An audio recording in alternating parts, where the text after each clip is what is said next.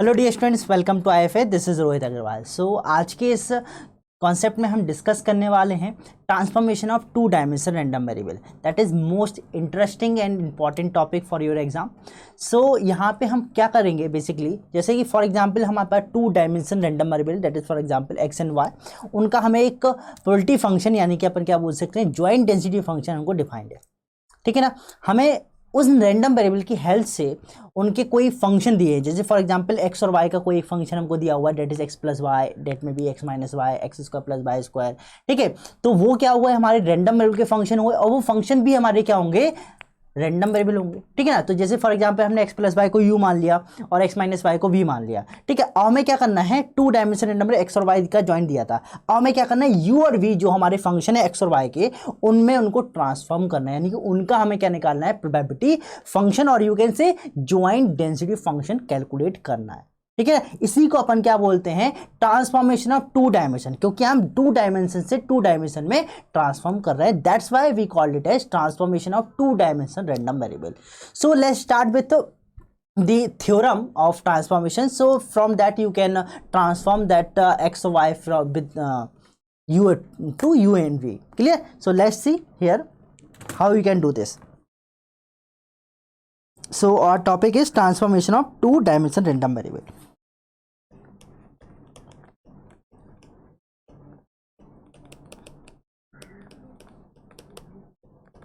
To dimensional, ठीक है ना। RB that means random variable. So कैसे करोगे, तो फर्स्ट ऑफ ऑल हमें क्या होना चाहिए कि हमारे पास दो रैंडम वेरिएबल जो जॉइंटली डिस्ट्रीब्यूटेड है, उनका जॉइंट डेंसिटी फंक्शन है, और जॉइंट डेंसिटी फंक्शन है और उसकी मदद से अपन क्या निकालते हैं, उनका मार्जिनल भी कैलकुलेट कर सकते हैं। ठीक है ना। So suppose we have if X and Y are two random variable. सबसे पहले हमने मान लिया कि हमारे पास क्या है, दो रैंडम वेरिएबल हैं, दोनों कैसे हैं, ज्वाइंटली डिस्ट्रीब्यूटेड है। ठीक है ना। Are two random variables having the joint density function। ठीक है ना, यानी कि ये रिप्रेजेंट कर रहा है प्रोबेबिलिटी फंक्शन को जो जॉइंटली डिस्ट्रीब्यूटेड। ठीक है, that is basically represented by f of x comma y. Here you know that this random variable x represent the sample value x and this small value of y the sample value of random variable y. Clear? And we have the marginal also, marginal of x. Marginal means अगर joint में हम किसी एक particular random variable की बात करते हैं तो उसमें जो एक होगा पीडीएफ हमारा, यानी कि प्रोबेबिलिटी फंक्शन जो होगा उसको अपन मार्जिनल बोलते हैं बेसिकली। ठीक है ना। So marginal of X and Y are basically represented by F of X and F of Y. So these are the marginal of X and Y. Clear, respectively. ना basically काम क्या है, ये तो गिवन कंडीशंस है हमारे पास। अब काम हमारे पास ये है कि एक्स और वाई का कोई एक फंक्शन मान लिया हमने। ठीक है ना, एक या दो फंक्शन, क्योंकि जॉइंट में हम बात कर रहे हैं, तो हमने एक फंक्शन मान लिया यू, जो कि क्या है हमारा, रिप्रेजेंट कर लेते हैं किससे, जी ऑफ एक्स कॉमा वाई, क्योंकि ये हमारा एक्स और वाई का फंक्शन है। ठीक है ना। और दूसरा एक हम मान लेते हैं वी रैंडम वेरिएबल, जो कि हमारा एक्स और वाई का ही फंक्शन है, जो कि दूसरा फंक्शन है, डेट इज एच मान लिया। ठीक है ना।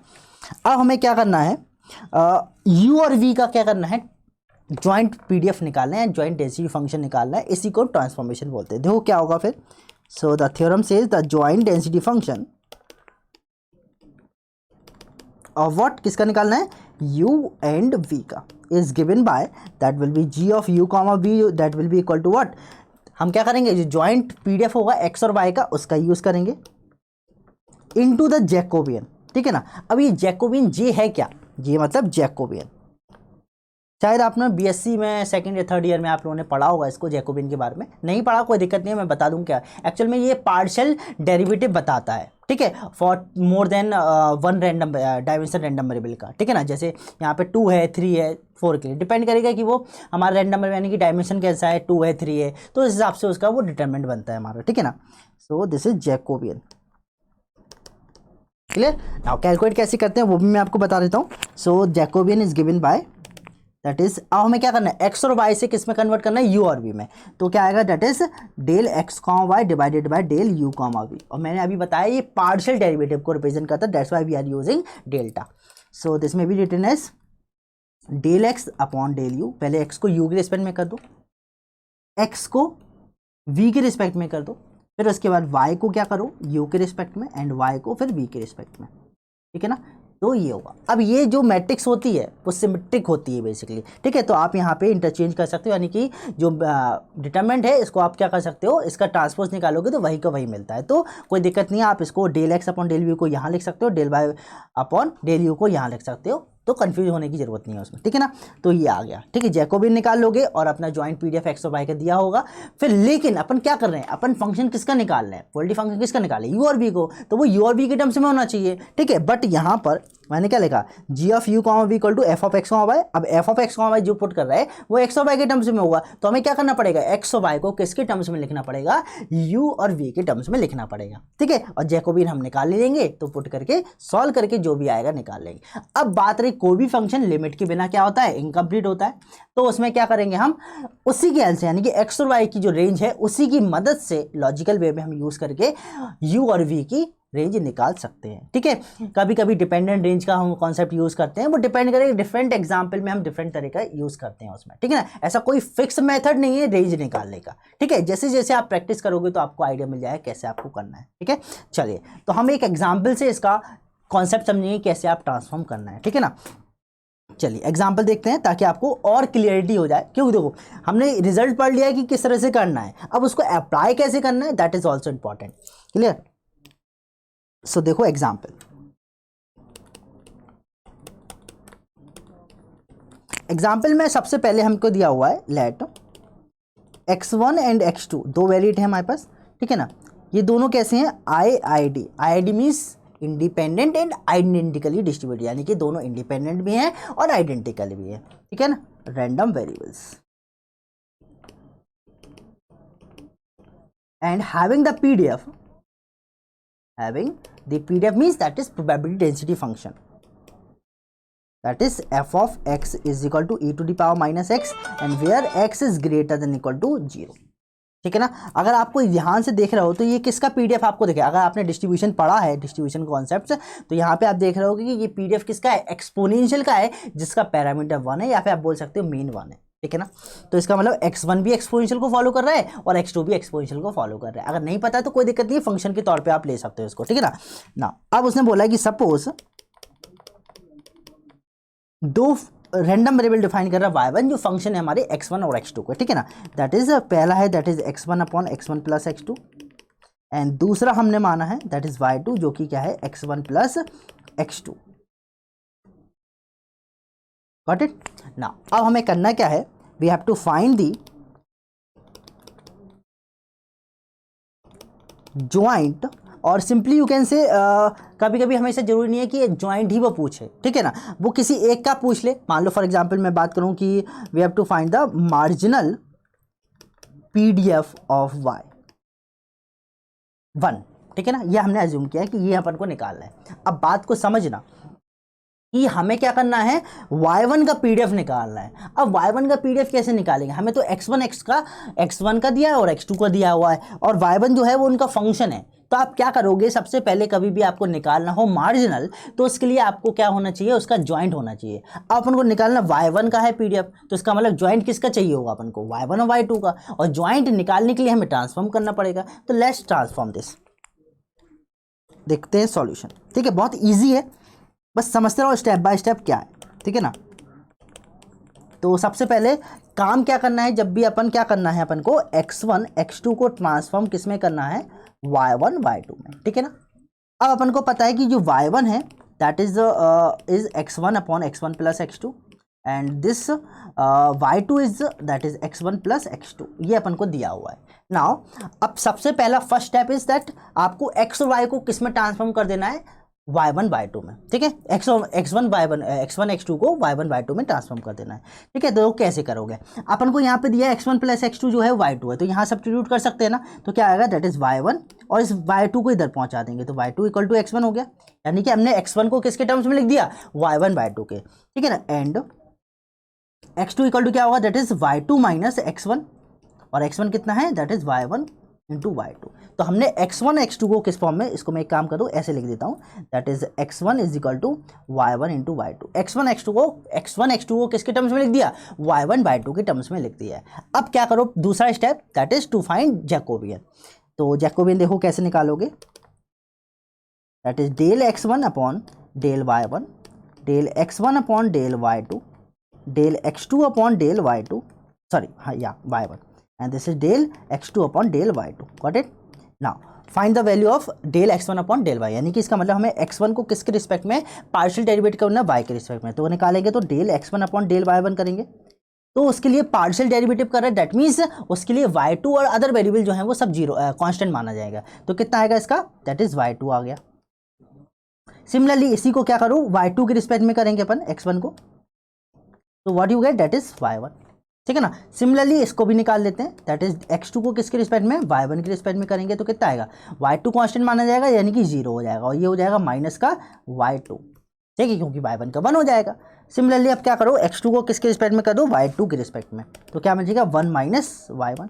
अब सब्सटीट्यूट कर देंगे यहाँ पे अपन, ठीक है। तो जैकोबियन कितना आएगा, देखो यहाँ पे जरा, डेल x1 अपॉन y1 कितना है, दैट इज y2 है, और del x1 upon del y2 कहाँ गया, y1, ठीक है ना, और x2 अपॉन x1 कितना है, y1 सॉरी, ठीक है, दैट विल बी y2, और यहाँ पे 1 माइनस y1।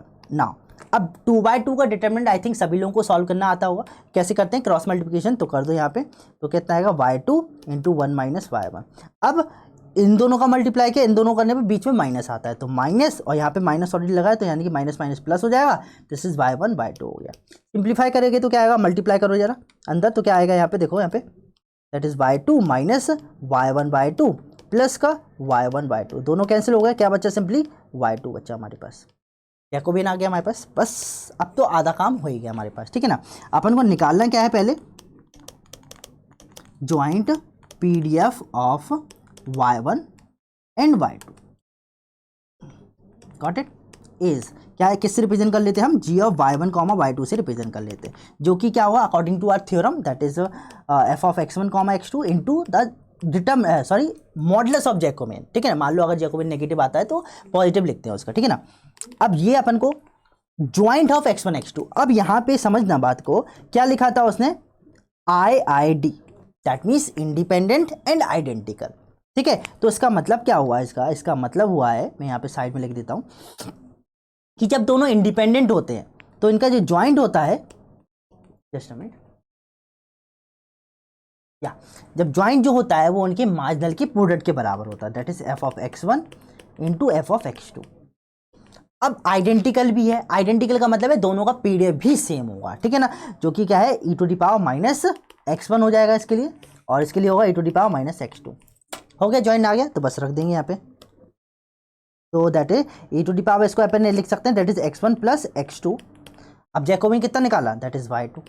अब अपन को फंक्शन किसका है, y1 y2 का है, तो आप इसको किस में ट्रांसफॉर्म कर दो, अपन को क्या है, x1 प्लस x2 कितना था, y2 था, तो सिंपली यहाँ पे क्या होगा, e to the power minus y2 into y2, g of ये फंक्शन y1 y2 का है। अब आती है रेंज की बारी, अब रेंज समझना, that is most important thing in this. अपन को क्या बोला था उसने, x1 जो है वो पॉजिटिव है, x2 पॉजिटिव है, ठीक है। अब y1 कितना था, that is x1 upon x1 plus x2, ठीक है ना, और y2 क्या था, that is x1 plus x2 था, ठीक है ना। अब यहाँ पे ध्यान समझना कि x1 पॉजिटिव और x2 पॉजिटिव है, ठीक है ना, तो इसका मतलब x1 प्लस x2 भी पॉजिटिव ही होगा, तो यहाँ से हमें एक तो मिल गया कि x1 plus x2 is positive, got it. ना अब यहाँ पे बारी आती है किसकी, x1 upon x1 plus x2 की निकालना है, तो उसके लिए सिंपल तरीके से समझना बात को, कि अब x1 जो है वो क्या होगा, लेस होगा किससे, हमेशा x1 प्लस x2 से, या फिर बराबर भी हो सकता है, ठीक है, अगर इक्वलिटी वाली बात आती है, ठीक है, बट ये कंटिन्यूस है तो जीरो होगा नहीं, पहली बात तो, ठीक है ना, तो यहाँ पे लगाओ या ना लगाओ कोई बात मतलब नहीं है, ठीक है ना। अब इसको क्या करो, दोनों तरफ LHS RHS x1 plus x2 से डिवाइड कर दो, सो व्हाट यू गेट, हमने डिवाइड कर दिया x1 प्लस x2 से दोनों तरफ, so what you get, that is x1 upon x1 plus x2 is less than क्या हो गया, ये 1 हो जाएगा, यानी कि इसका ये पता चलेगा कि अपर बाउंड तो 1 है हमारा, तो लोअर बाउंड तो हमें वैसे ही पता है, क्योंकि x1 x2 पॉजिटिव है तो वो 0 ही होगा, तो इसका मतलब y1 की जो रेंज है x1 upon x1 plus x2 क्या है, दैट इज y1। तो y1 की लोअर रेंज तो 0 ही रहेगी, अपर रेंज कितनी हो गई 1 हो गई। So from this you get y1 क्या हो गया हमारा 0 से 1 हो गया, और y2 कैसा है वो तो साफ साफ दिख रहा है कि x1 प्लस x2 है, यानी कि बहुत पॉजिटिव होगा, यानी कि 0 to infinity. You get the range. इस तरह से आप निकाल सकते हो रेंज को। नाउ अभी काम पूरा नहीं हुआ हमारा, हमें करना क्या था, हमें y1 का पीडीएफ मार्जिनल निकालना था, ठीक है ना। तो यहाँ पे देखो कैसे करेंगे, marginal PDF of what, of y1 is, देखो कैसे। अब ध्यान रखना एक चीज समझ लो बात को, कि अगर कभी भी आपको मार्जिनल निकालना है किसी भी वेरिएट का, फॉर एग्जांपल हमें y1 का निकालना है, ठीक है, तो आपको क्या करना पड़ेगा, आपको दूसरी वेरिएट यानी कि जो y2 है उसके रिस्पेक्ट में अपने जॉइंट को इंटीग्रेट कर देना है, अगर वो कंटिन्यूअस है तो, और अगर वो डिस्क्रीट है तो समेशन कर देना है, ठीक है ना। तो आपको क्या करना है, y1 का निकालना है, तो उसको मान लीजिए g ऑफ y1, उसको क्या कर देना है, अपने जॉइंट को y2 के रिस्पेक्ट में, क्योंकि अदर वेट, और y2 की रेंज जो है that is 0 to infinity. This is the way you can find the marginal of any random variable, ठीक है ना। That will be integration from 0 to infinity. ये कितना दिया हुआ है, that is y2 into e to the power minus y2 with respect to y2। अब यहाँ पे एक चीज समझना, अब इसको इंटीग्रेट कैसे करें, बात ये आती है। वैसे दो तरीके, एक तो पोर्टर टूल अप्लाई कर लो, बट मैं आपको प्रेफर नहीं करूंगा पोर्टर टूल का। क्यों? क्योंकि देखो यहाँ पे आपने एक डिस्ट्रीब्यूशन पढ़ा होगा, that is gamma distribution. So gamma distribution एक कहाँ से आया, हमारा गामा इंटीग्रल से। तो this is the form of gamma integral, ठीक है। तो वो गामा इंटीग्रल आप अप्लाई करोगे तो वो कम से कम, क्योंकि एग्जाम पॉइंट ऑफ व्यू से आपको क्या है, time management, that is most important thing, ठीक है। तो आपको क्या करना है, टाइम मैनेजमेंट, तो आपको ये देखना है कि कम से कम टाइम लगे, और गामा इंटीग्रल आपको लगाना आता है, that means you can save your time, ठीक है ना। चलिए अब गामा इंटीग्रल मैं बता देता हूँ, एक सेकंड जरा मैं इसमें स्लाइड ऐड कर लेता हूँ, ठीक है ना, just a minute. Now here see what is gamma integral, ठीक है, यहाँ पे लिख देता हूँ, अगर पता है आप लोगों को तो बहुत अच्छी बात है, नहीं पता है तो यहाँ से नोट डाउन कर लेना, ठीक है ना। क्या होता है गामा इंटीग्रल, गामा इंटीग्रल होता है अगर इंटीग्रेशन हमारा जो है लिमिट 0 से इनफाइनाइट है, ठीक है। एक फंक्शन जो है वो x का फंक्शन होता है, ठीक है, जिसकी to the power lambda minus 1, और एक फंक्शन होता है एक्सपोनेंशियल फंक्शन जो कि e to the power ax with respect. इस फॉर्म में अगर होता है कभी भी, नहीं है तो उसको कन्वर्ट कर सकते हो तो कर लेना, ठीक है ना। ये जो गामा इंटीग्रल होता है वो इक्वल होता है gamma lambda divided by a to the power, direct आप यूज कर सकते हो, ठीक है ना। अब अपने क्वेश्चन पे आते हैं, क्या था, that is g of y1 is equal to integration from 0 to infinity, that is y2 into e to the power minus y2 with respect to dy2, ठीक है ना। नाउ अब फॉर्म चेंज कर सकते हैं, यहाँ पे देखो y2 लिखा है तो इसकी पावर 1 है, तो 1 को क्या लिख सकते हो आप, दैट इज 2 माइनस 1 लिख सकते हो। So this will be integration from 0 to infinity y to the power 2 minus 1 and e to the power minus y2 with respect to y2। अब यहाँ पे कंपैरिजन कर लो, ठीक है। अब आदत मिल जाएगी आप लोगों को किस तरह से आपको गामा इंटीग्रल अप्लाई करना, तो कम टाइम लगेगा। यहाँ पे मैं समझा रहा हूँ इसलिए टाइम टेकिंग हो रहा है, ठीक है ना। सो दिस विल बी क्या होगा, लैम्डा की वैल्यू 2 हो गई और a की वैल्यू कितनी आ रही है, 1 आ रही है, तो कितना होगा gamma 2 divided by a to the power lambda, यानी कि 1 टू दी पावर 2। तो फाइनली गामा 2 की वैल्यू 1 होती है, दैट इज 1 हो गया, ठीक है ना। तो आप what you can say, the PDF of y1 is equal to कितना हो गया 1। अब y1 की रेंज क्या है, दैट इज 0 से 1 है, वो अपन को पता ही था। अब ये पीडीएफ किसका दिख रहा है, यूनिफॉर्म का। So from this you can apply y1 follows uniform from the range 0 to 1 simply. In this way you can find the marginal, or you can say the joint of y1 y2 in this way. Clear? I think this session will be useful for you. Clear? तो आज के लिए हम इतने रखेंगे, बाकी फिर next video में कोई नया टॉपिक डिस्कस करेंगे, ठीक है। चलिए तो आज एंड करते हैं। So thank you very much and happy learning.